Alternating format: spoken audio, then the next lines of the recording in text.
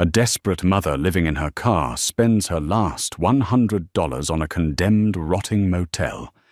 Everyone called her crazy. The town wanted it demolished. But they didn't know about the reinforced steel trapdoor hidden beneath the floorboards of room 14 and the billion-dollar secret waiting in the dark. The rain in Oak Haven, Oregon, didn't just fall. It bit. For 32-year-old Sarah Higgins, that rain was a constant reminder of how rapidly her life had unraveled. 6 months ago, she was a shift manager at a logistics firm. Then came the corporate buyout, the immediate layoffs, and the sudden, terrifying realization that she was 3 paychecks away from the street. When the eviction notice was pinned to her apartment door, she had packed everything she and her 7-year-old son Noah owned into the trunk of a 2008 Honda Civic. For 3 weeks, that car had been their entire world. They slept in the parking lot behind the county hospital, relying on the security guard's silent pity to avoid being chased away. But November was closing in, bringing the bitter Pacific Northwest frost. Noah had asthma, and the damp cold of the car was settling deep into his lungs. His nighttime coughing fits terrified Sarah. She had precisely $114 left in her checking account. She needed a miracle, or she was going to lose her son to the foster system. A county social worker named Diane Miller had already left 2 voicemails on Sarah's prepaid phone, citing concerns about Noah's primary residence. It was a Tuesday morning when Sarah walked into the Oak Haven Municipal Building, dragging Noah by the hand, simply to get out of the freezing downpour. She hadn't planned to attend the county tax default property auction. She just wanted to sit in the heated back row of the auditorium while Noah colored in his sketchbook. At the podium, Robert Callahan, the county auctioneer, was sweating through his cheap suit. The room was mostly empty, populated only by a few local contractors, and Gregory Hayes, a ruthless real estate developer who owned half the commercial zoning in Oak Haven. Moving on to Parcel 88, Callahan announced, wiping his forehead. The Whispering Pines Motor Lodge, 4,200 Old Mill Road. We're starting the bidding at $10,000 for the land value. Who'll give me 10? Silence. Gregory Hayes let out a sharp, derisive laugh. Callahan, you're joking, Hayes called out from the second row. That place is a toxic wasteland. It's been abandoned since 1998. The roof is collapsed, the foundation is cracked, and there's a city demolition lien on it. Whoever buys the deed assumes the $60,000 asbestos cleanup liability. Condemn it. Let the county bulldoze it on taxpayer dimes, and I'll buy the dirt for $5,000 next month. Callahan sighed. Hayes was right. The Whispering Pines was a notorious eyesore, a relic of the 1950s logging boom, built by a reclusive eccentric named Harrison Cole, who had vanished decades ago. Since then, it had sat rotting behind an overgrown perimeter of dead blackberries. The county is highly motivated to offload this property today. Callahan pushed, sounding desperate. It's an absolute auction. We waive the back taxes. You take the quitclaim deed and the property liability as is. Do I hear 5,000 sorsha? Silence. 1,000 nothing. The auctioneer looked defeated. Folks, the county just wants this off the ledger. I am legally permitted to accept any minimum bid to clear the title transfer. Do I have $100? Sarah froze. She looked at her bank app on her cracked phone screen. Available balance $114. She looked at Noah, who was shivering in his damp jacket, tracing the outline of a house on his drawing pad with a blue crayon. If she bought it, she would own property. It was a ruin, yes. It was a liability, but it was a structure with walls, a private address to give the social worker. It meant they wouldn't be trespassing. It meant they could park the car on their own land.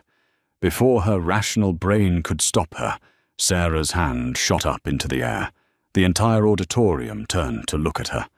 Gregory Hayes shifted in his seat, his eyes narrowing at the bedraggled woman in the back row. "I have a bid," Callahan said, his voice cracking with shock. $100 in the back. Going once, going twice. Sold. The gavel slammed down like a gunshot. 20 minutes later, sitting in the fluorescent-lit clerk's office, Sarah handed over a crumpled $50 bill and 2 20s, followed by a handful of quarters and dimes scraped from her car's cup holder. The clerk, an older woman named Brenda, looked at Sarah with deep, sorrowful pity as she stamped the quitclaim deed. "Honey," Brenda whispered, sliding the heavy brass keys across the counter. "I don't know what you're planning, but you can't live there. The city cut the water and power 20 years ago. The east wing roof is completely caved in. It's a death trap." "It's mine, though?" Sarah asked, her hands trembling as she clutched the paperwork. "Legally, they can't kick me off the land. It's yours," Brenda said softly. "God help you, it's yours." The drive up Old Mill Road took 20 minutes. When the Honda's headlights finally swept across the property, Sarah's stomach plummeted. The Whispering Pines Motor Lodge was a nightmare. A rusted neon sign leaned precariously over the entrance. The U-shaped building was swallowed by aggressive ivy and suffocating moss. Half of the doors were missing, exposing the gutted black interiors of the motel rooms to the elements. But as Sarah drove slowly around the gravel lot, her headlights illuminated the back corner. Room 14. Unlike the rest of the building room, 14 was somewhat shielded by a massive ancient oak tree. The roof above it wasn't sagging. The door was intact, locked tight, and the window was boarded up from the inside, preventing the rain from rotting the interior. "Is this our new house, Mum?" Noah asked, peering through the rain-streaked windshield, his voice thick with apprehension. "It's a fixer-upper baby," Sarah said, forcing a brave smile. She killed the engine and grabbed a heavy Maglite flashlight from the glove box. "But it's ours. No one can tell us to leave." Using the master key, she wrestled with the rusted deadbolt of room 14 until it finally gave way with a screech. She pushed the door open. The smell of stale, trapped air and dust billowed out, but miraculously, it didn't smell like mold. It smelled dry. She flashed the light inside. The room was stripped bare of furniture. The floral wallpaper was peeling in massive strips, and the hideous mustard-yellow shag carpet was stained and hard with age. But it was dry. The walls were solid. They hauled their sleeping bags, a Coleman camping stove, and a cooler of food inside. Sarah pushed a heavy wooden dresser she found in the bathroom against the door to barricade them in. That night, wrapped in layers of blankets, Noah didn't cough once. Listening to the rain hammer harmlessly against the roof, Sarah held her son tight. She had spent her last dollar, but for the first time in a month, she felt a microscopic glimmer of safety. She had no idea that the real danger wasn't outside in the rain. It was directly beneath her. By the third day, the freezing reality of their situation had set in. The motel was a fortress of isolation. Sarah spent her days painstakingly clearing debris from the parking lot, trying to make the property look occupied, so the county wouldn't send inspectors. She collected rainwater in plastic buckets to boil on the camp stove, but her immediate problem was the floor in room 14. Right in the center of the room, there was a severe dip in the mustard-yellow carpet. Every time Sarah stepped on it, the floor beneath gave way slightly with a sickening crunch. She was terrified that the wooden subfloor had rotted through and that Noah might step on it and break his leg. On Thursday afternoon, while Noah was sitting on his sleeping bag reading a library book, Sarah took a rusted crowbar she had found out back and knelt by the depression in the floor. "Just going to fix this soft spot, buddy," she told him. She drove the sharp end of the crowbar through the stiff ancient carpet and ripped it backward. A cloud of suffocating dust plumed into the air. She coughed, waving it away, and pulled up a larger square of the carpet, exposing the subfloor. Only it wasn't wood. Sarah wiped her gritty hands on her jeans and stared. Beneath the carpet wasn't rotting plywood or cracked concrete. It was solid, cold steel. Frowning, she pulled up more of the carpet, tearing her fingernails in the process. The steel plate was roughly 4 feet by 4 feet. In the center of the dark metal lay a heavy, recessed iron ring. It was a trap door. Sarah's heart began to hammer against her ribs. Why would a cheap 1950s roadside motel have a heavy-grade steel trap door hidden beneath the flooring, Noah? Sarah said, her voice shaking slightly. "Stay on your bed. Don't come over here." She wedged the crowbar under the heavy iron ring and threw her entire body weight backward. For a moment, nothing happened. The door was sealed shut by decades of rust and gravity. Sarah gritted her teeth, her muscles burning, and pulled until she thought her spine would snap. With a deafening crack that echoed off the peeling wallpaper, the seal broke. The steel door groaned on massive hidden hinges and swung upward. A rush of cold, strangely sterile air blew up from the darkness, carrying the faint scent of ozone and machine oil. Sarah shone her mag light down the hole.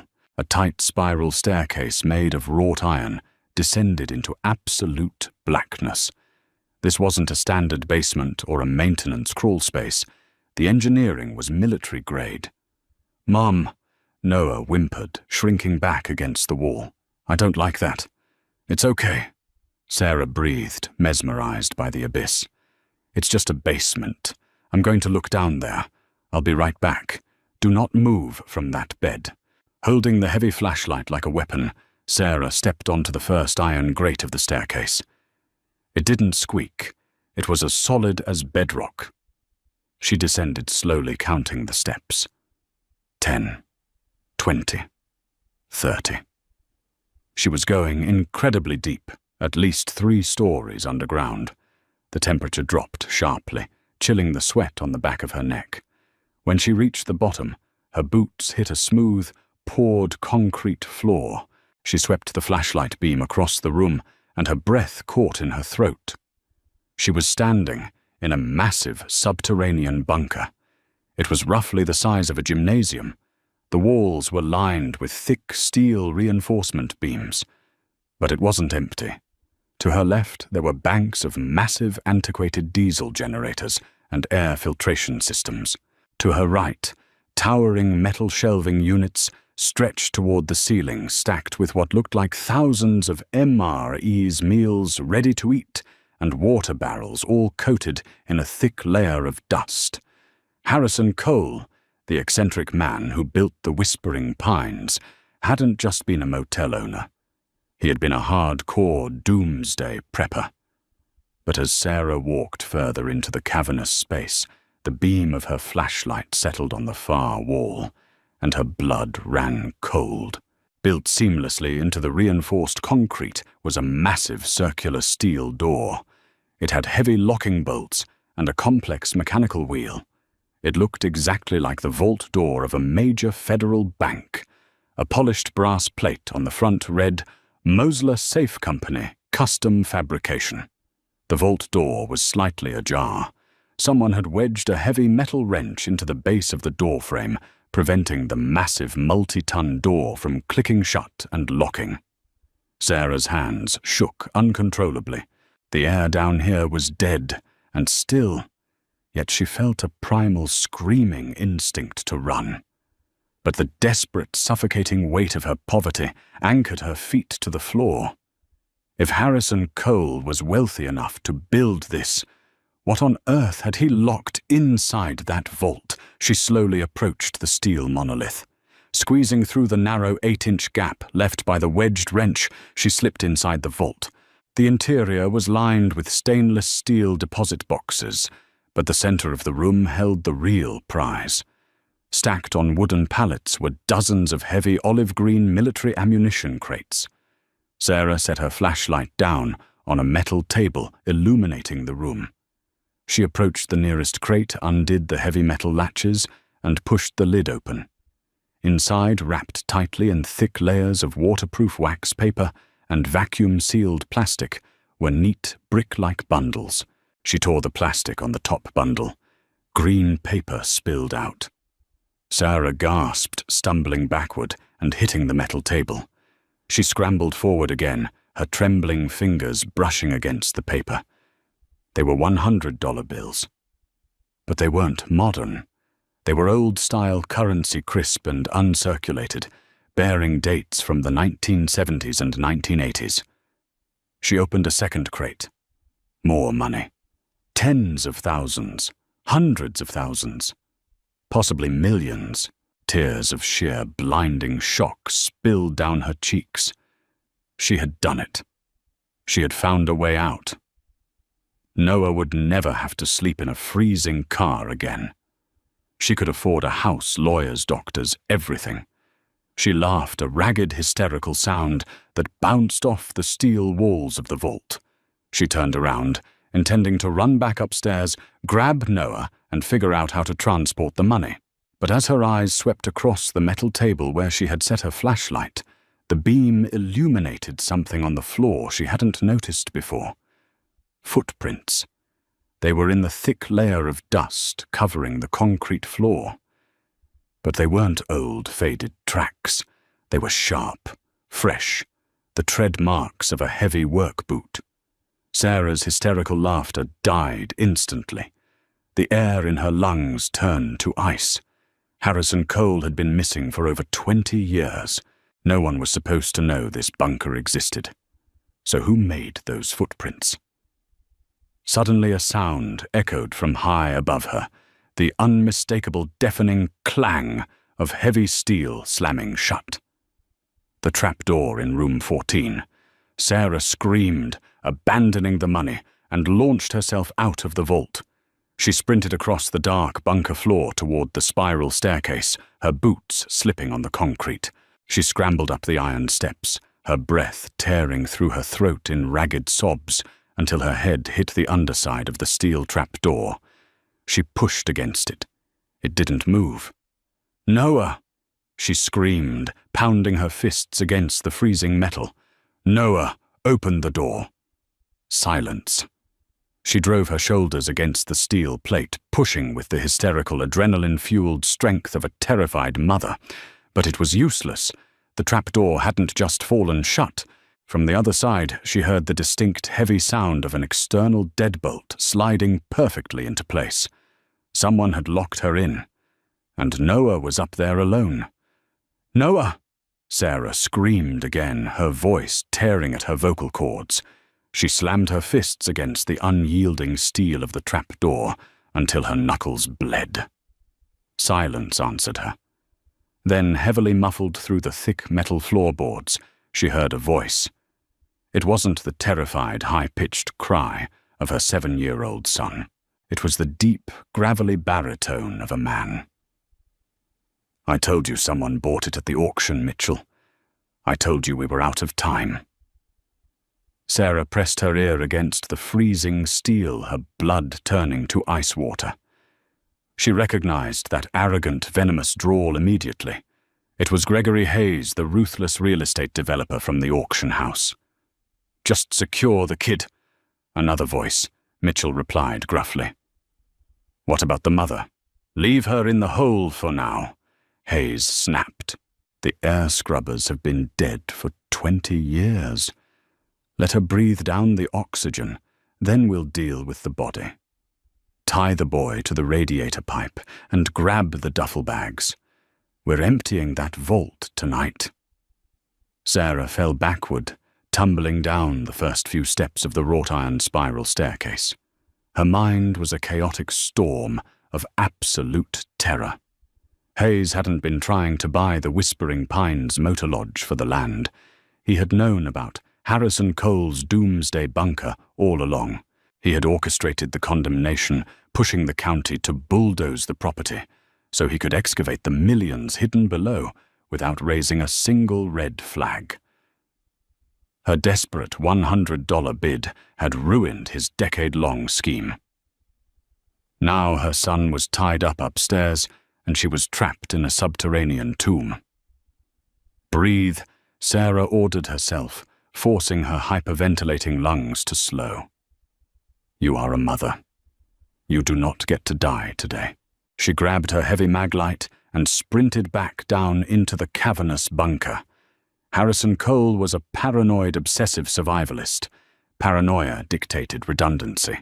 There was absolutely no way an expert prepper would build a multi-million-dollar nuclear fallout shelter with only a single point of exit. A single choke point was a death trap. She swept the harsh beam of the flashlight over the reinforced concrete walls. She bypassed the diesel generators and the towering shelves of rotting MRAs, moving toward the far eastern wall. Behind a massive rusted water filtration tank, she spotted it. A heavy industrial air intake vent. It was 3 feet wide, covered by a bolted iron grate, and disappeared upward at a steep 45-degree angle into the earth. Sarah grabbed a heavy steel pipe from the generator room. She wedged it behind the rusted bolts of the vent grate and threw her entire body weight backward. The metal shrieked. She tried again, her muscles screaming, her torn fingernails slipping. "For Noah," she chanted in her mind. "For Noah!" With a brutal crack, the rusted bolts sheared off. The heavy iron grate crashed to the concrete floor. Without hesitating, Sarah hoisted herself into the dark, corrugated steel shaft. The smell of wet earth and decades of dead insects was overpowering. The space was terrifyingly tight. The metal pressed relentlessly against her shoulders and hips. If the shaft had collapsed anywhere above her, she would be buried alive, wedged in a steel coffin. She crawled upward, digging her boots into the corrugated ridges for traction. The darkness was absolute. Cobwebs coated her face, and sharp edges of rusted metal sliced through her jeans, biting into her knees. Every inch was a battle against blinding claustrophobia. She couldn't breathe. Her chest seized. Then she felt it, a freezing, blessed drop of rainwater hitting her forehead. She pushed forward with a surge of frantic energy, slamming her hands against a wooden, louvered vent at the top of the shaft. It splintered instantly, rotten from 20 years of Pacific Northwest storms. Sarah dragged herself out of the earth, tumbling into a thick, thorny patch of overgrown blackberry bushes behind the motel. The icy rain pounded against her face. She was bleeding, covered in toxic black dust and exhausted. But she was out. She scrambled to her feet, ignoring the thorns tearing at her skin, and crept around the perimeter of the rotting building toward room 14. Through the pouring rain, she saw a black Cadillac Escalade parked silently near the oak tree. Sarah crept to the boarded-up window of room 14. Through a narrow crack in the plywood, she peered inside. Noah was sitting on his sleeping bag, a thick zip tie, binding his wrists to the heavy iron radiator pipe. He was crying silently, his small shoulders shaking. In the center of the room, the steel trapdoor was wide open. Gregory Hayes and his enforcer, Mitchell Carter, were gone. They had descended into the bunker. Sarah didn't think. She moved. She slipped through the slightly ajar door of room 14 like a ghost. "Mommy!" Noah gasped, his eyes widening in shock and relief. "Shh!" Sarah hissed, dropping to her knees. She pulled a rusted pocket knife from the tool bag she'd brought from the car and sawed frantically at the thick plastic zip tie. With a sharp snap, it broke. She pulled Noah into a desperate, crushing hug, pressing her face into his hair. "I've got you," she whispered.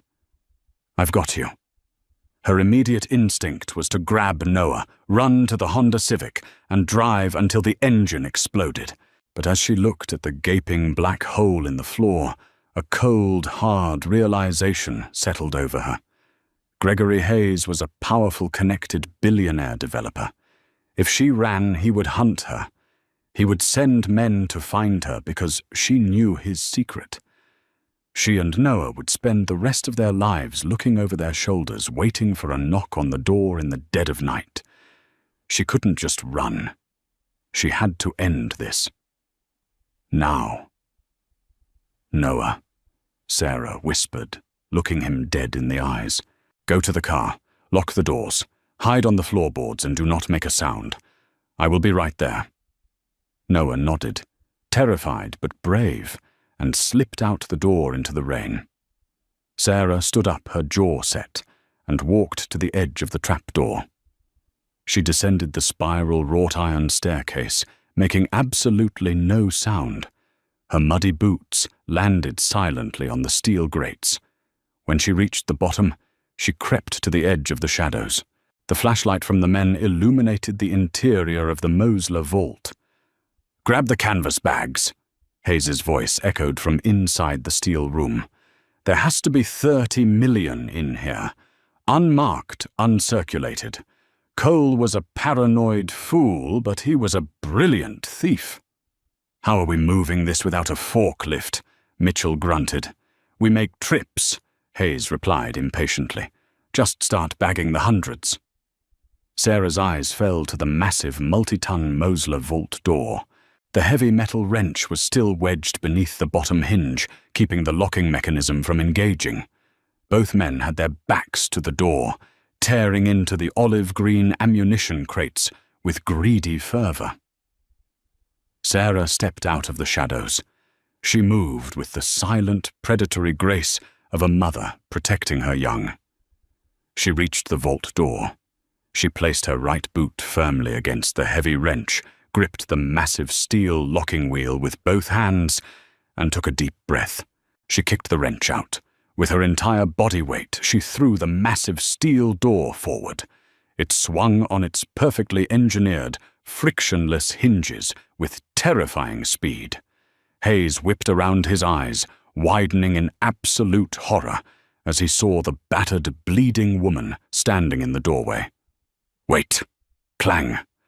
The impact of the steel vault door sealing shut was deafening.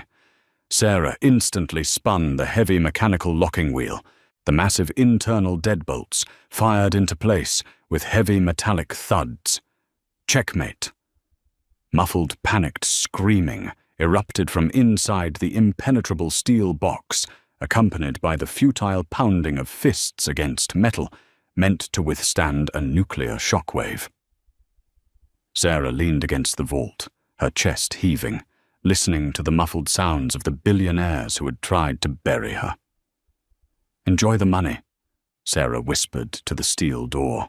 20 minutes later, Sarah Higgins sat in the heated cab of an Oakhaven police cruiser, a thermal blanket wrapped around her shaking shoulders. Noah was asleep in her lap, exhausted by the adrenaline. The motel property was swarming with flashing red and blue lights. An FBI field agent named Thomas Reynolds stood near her window, shaking his head in disbelief as a tactical team worked to legally breach the bunker. "You really locked them in?" Agent Reynolds asked, handing Sarah a cup of terrible precinct coffee. "They trespassed," Sarah said, calmly taking a sip. The investigation that followed uncovered the greatest criminal conspiracy in Oregon's history. The cash in the vault, totaling exactly $42.5 million, was the missing loot from a legendary string of organized bank heists in the 1980s, orchestrated by Harrison Cole and Gregory Hayes's father. Hayes had been desperately trying to recover his family's illicit inheritance before the state bulldozed the evidence. Because the money was tied to federal crimes, the FBI seized it. However, under federal forfeiture laws and specific reward stipulations for recovering stolen bank funds, Sarah was legally entitled to a standard 10% finder's fee. 4 weeks later, Sarah stood in the lobby of a prestigious downtown bank. A teller handed her a certified cashier's check for $4,250,000. She didn't buy a mansion. She didn't buy sports cars. Sarah hired a premier construction firm to bulldoze the nightmarish ruins of the Whispering Pines Motor Lodge. The toxic dirt was hauled away, and the massive underground bunker was filled with concrete. On top of that very same land, she built a beautiful sprawling modern home with a massive backyard, a wraparound porch, and a state-of-the-art security system. On a bright Tuesday morning, exactly a year after the auction, Sarah stood on her new porch, watching Noah run across the green lawn, laughing as he chased a golden retriever puppy. She smiled, looking down at the ground beneath her feet. Everyone had called her crazy for spending her last $100 on a ruined motel. But sometimes, hitting rock bottom is just the universe's way of ensuring you are perfectly positioned to unearth the greatest treasures hidden in the dark. Did this incredible real-life survival story keep you on the edge of your seat? The bond between a mother and her son is truly unbreakable. And Sarah's brilliant, quick thinking proves that no matter how dark things get, you can always turn the tables. If you loved this unbelievable twist of fate, hit that like button, share this amazing story with your friends, and subscribe to our channel for more jaw-dropping hidden treasure dramas